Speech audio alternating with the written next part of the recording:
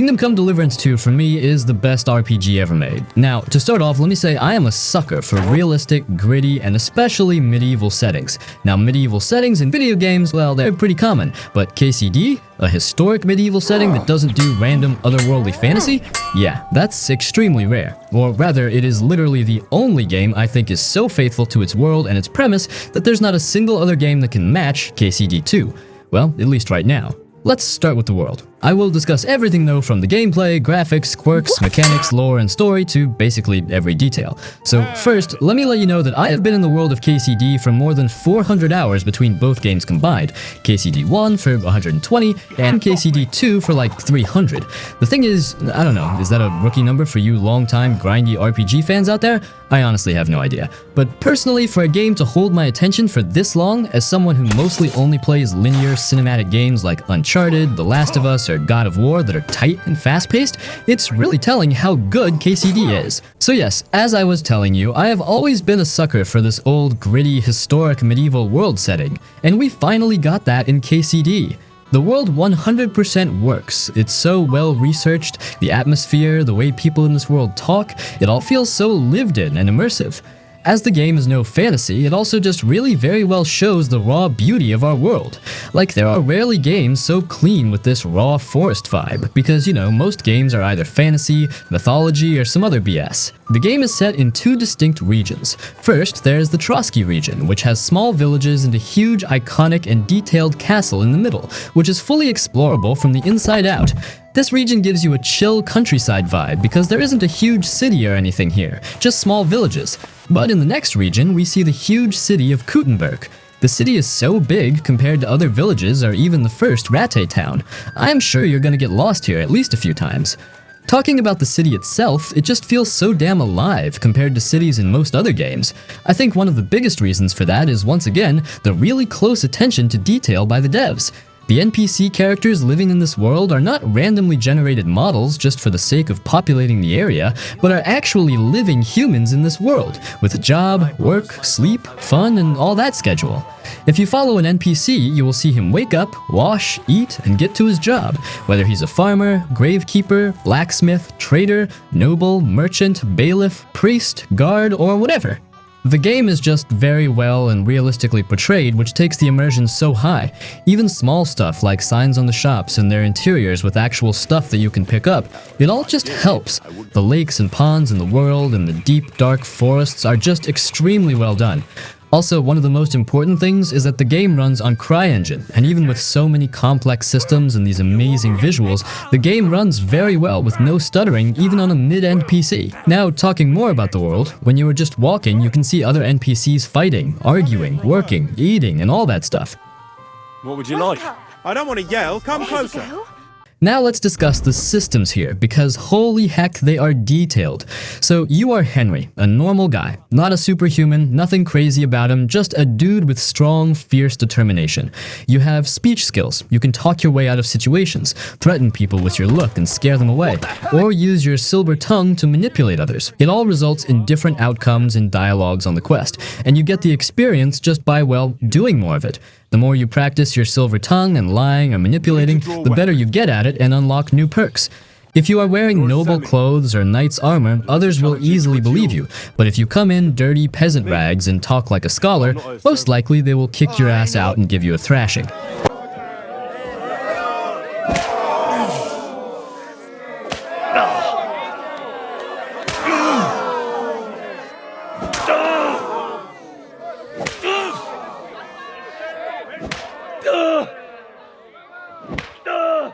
Henry also, of course, has to keep himself clean, washing himself, cleaning his clothes, sewing if they are getting old, and mending the armor, shoes, hose, everything, even your gloves.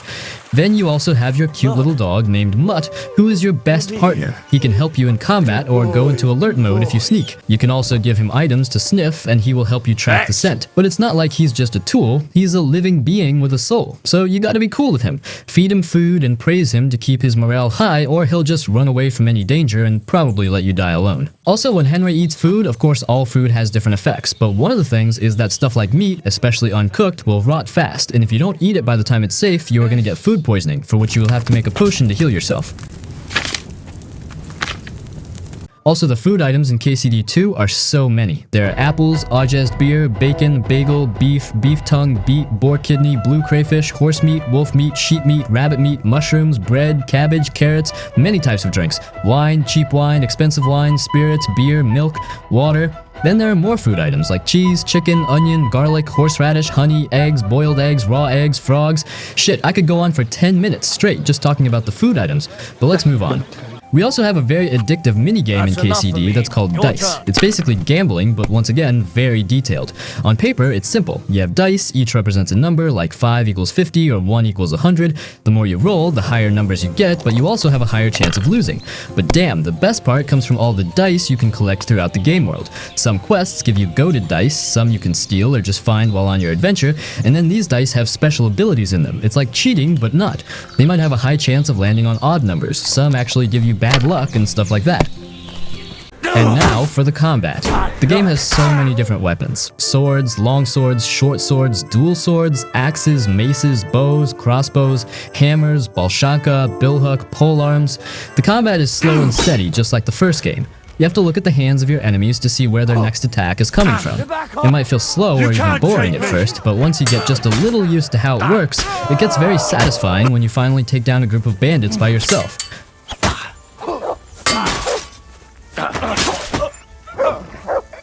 We also have a very detailed alchemy system. You can collect herbs throughout the world, collect recipes, and then make healing potions or speech potions. The alchemy itself is a detailed and satisfying minigame with neat little animations that add to the experience. Some potions need like 2 pieces of this flour, some charcoal, some wine. Meanwhile, others need some oil, sage, mint, or even bones. And as I mentioned, Henry won't magically know the recipes for these potions. You have to find the recipe and then manually read it and then brew your stuff.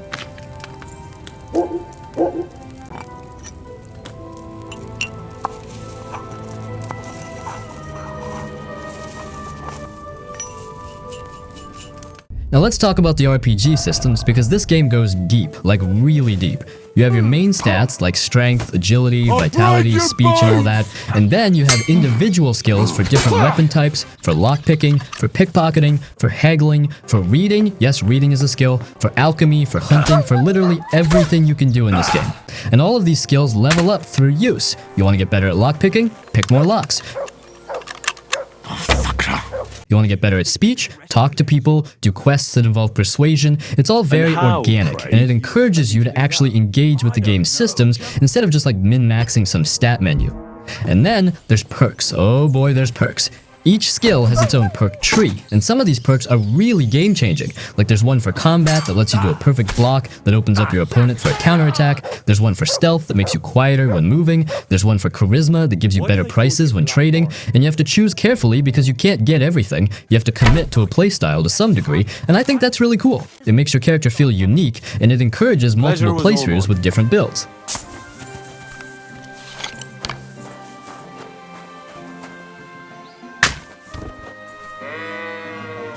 Let me talk about the quests, because the quest design in this game is phenomenal.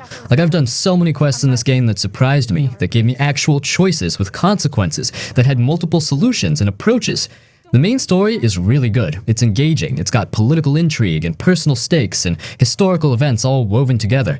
But the side quests? Dude, the side quests are where this game really shines. You'll get a quest that seems simple, like go talk to this person or investigate this thing, and it'll spiral into this whole storyline with multiple parts and characters and moral dilemmas. And the choices matter, like actually matter. Not in that BioWare way where it's just red option or blue option and they lead to the same outcome. In Kingdom Come, your choices can lock you out of certain quest paths. They can affect how NPCs react to you. They can change the outcome of entire storylines. And the game doesn't tell you which choice is the good one or the bad one. It just presents you with situations and you have to decide what Henry would do. And sometimes there is no good choice. Sometimes you're just choosing between bad and worse. And that's what makes it feel real. Now pack up and go home. Well, Grandpa, are you satisfied? Kurva, not in the slightest. Are you? No. Well... The game also has this crime and punishment system that's really well done. If you steal something and someone sees you, they'll report you to the guards. If you commit a crime, you'll get a bounty. Guards will try to arrest you. You can pay your bounty, you can go to jail, or you can try to talk your way out of it if your speech skill is high enough. Or you can just run and try to escape, but then you'll be a wanted man in that region. And it all feels logical and consistent. You can't just quick load your way out of consequences like in other games. Well, I mean, you can, but the game encourages you to live with your choices and deal with the outcomes. Christ, you again! I'd like to buy something. There'll be none of that. You're branded. Executioner, carry out the sentence.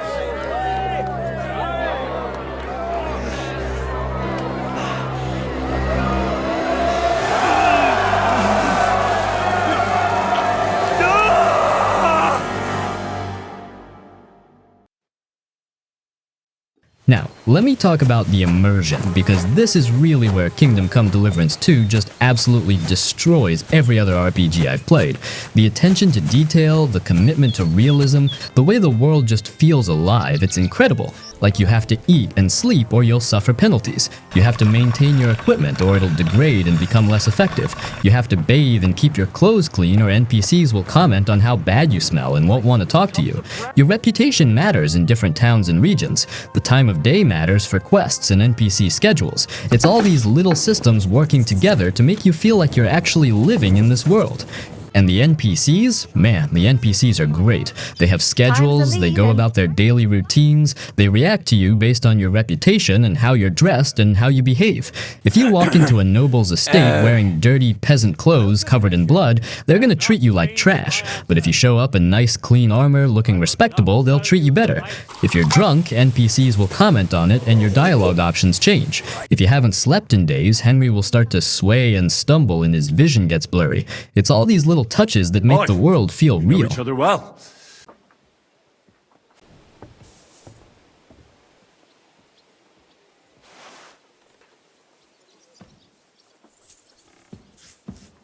The game also has this whole disguise system that's really cool. You can dress up as a guard or a monk or a noble and NPCs will treat you accordingly. But it's not just putting on the outfit and suddenly you're invisible. People who know you will recognize you. People who are paying attention will get suspicious if you're acting weird or if something's off. It's all very context dependent, and it requires you to actually think and plan if you want to use disguises effectively.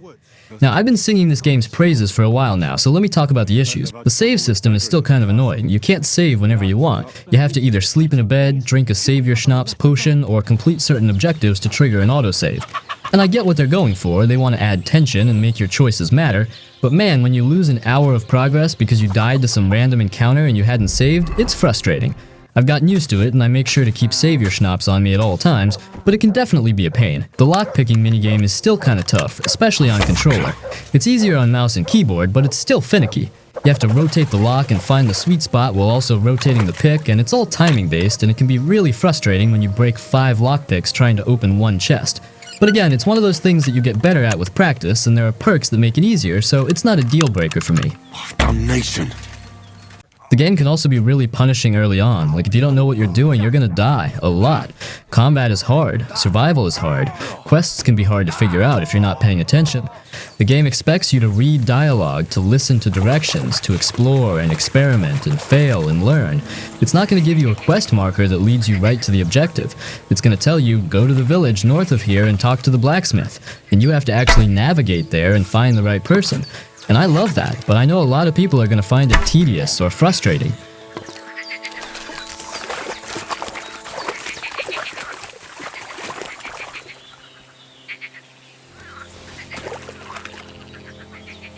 But here's the thing, Kingdom Come Deliverance 2 just works for me in a way that very few games do. It respects my intelligence, it trusts me to figure things out. It rewards exploration and experimentation and creativity. It doesn't treat me like I need my hand held through every quest and every encounter. And more than that, it creates this feeling of immersion that I just don't get from other RPGs. When I'm playing Skyrim or The Witcher 3, as much as I love those games, I'm always aware that I'm playing a game. But when I'm playing Kingdom, I'm Henry. I'm living in 1403 Bohemia. I'm making choices and dealing with consequences and experiencing this world. And that's special, dude. The game's got this whole dynamic world thing going on too, where events are happening whether you're there or not. Bandits are raiding villages, lords are scheming against each other, NPCs are living their lives. And you can engage with all of it or you can ignore it, but it's happening. And that makes the world feel so much more alive than your typical RPG where everything is just waiting for you to trigger it. What company was attacked? The sound design is incredible too. The music is really good. It's got that medieval orchestral sound that fits perfectly, but it's not overbearing. A lot of the time you're just listening to ambient sounds, birds chirping, wind blowing, your horse's hooves on different terrain, the crackle of a campfire, distant conversations in a town, and it all works together to create this incredible atmosphere. The voice acting is mostly really good too. Some of the NPC voices are a bit samey, but the main characters are all well performed and believable. I also really appreciate that this game respects history without being boring about it. Like, yes, it's historically accurate, yes, it's set in a real time and place with real events, but it's still a fun game to play. It's not a history lesson disguised as a game, it's a game that happens to be set in a meticulously researched historical setting. And you can tell Warhorse cares about this period and this place. The codex entries are full of information about medieval life and culture and history, and it's all really interesting if you want to dive into it. The progression feels really good too. You start out as capable but not overpowered, and as you play and level up and get better gear and unlock perks, you become this badass. But you never become so overpowered that the game becomes trivial. There's always challenges, always threats, always reasons to be careful. Even late game with good armor and high skills, a group of bandits can still mess you up if you're not paying attention. And I love that gear progression in this game is meaningful. Finding a new piece of armor or a better sword actually matters because the stats are significant and the visual change is noticeable. I think what really makes this game the best RPG I've ever played, and I know that's a bold claim, but I'm sticking with it, is that it made me feel things that other RPGs haven't. It made me feel like I was actually there, actually living this life, actually making these choices. When I screwed up a quest, I felt bad about it. When I helped someone and they thanked me, it felt good. When I got into a tough fight and barely survived, my heart was pounding. When I crested a hill and saw a beautiful vista, I stopped and just looked at it for a minute. Quick! The game's also got this whole layers of society thing that I find really interesting.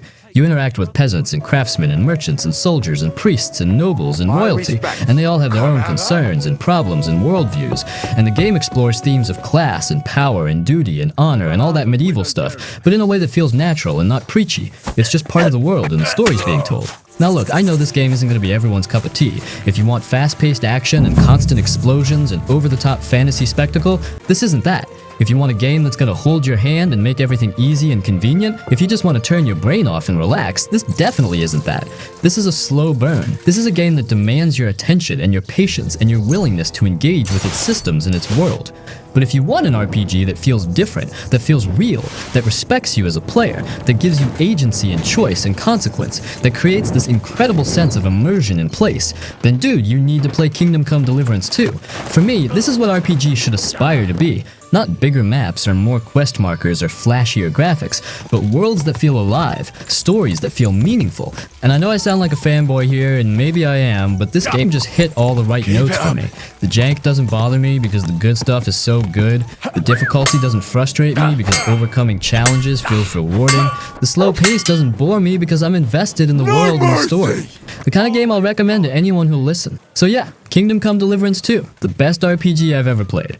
Bold claim, I know, but I mean it. If you're on the fence about it, if you liked the first game at all, if you want something different from your RPGs, give it a shot. It's not perfect, but it's special. And look, I could keep talking about this game for hours. The hunting, the crafting, the economy, all of it. But I think you get the point. This game is massive, it's deep, it's immersive, and it's just really, really good.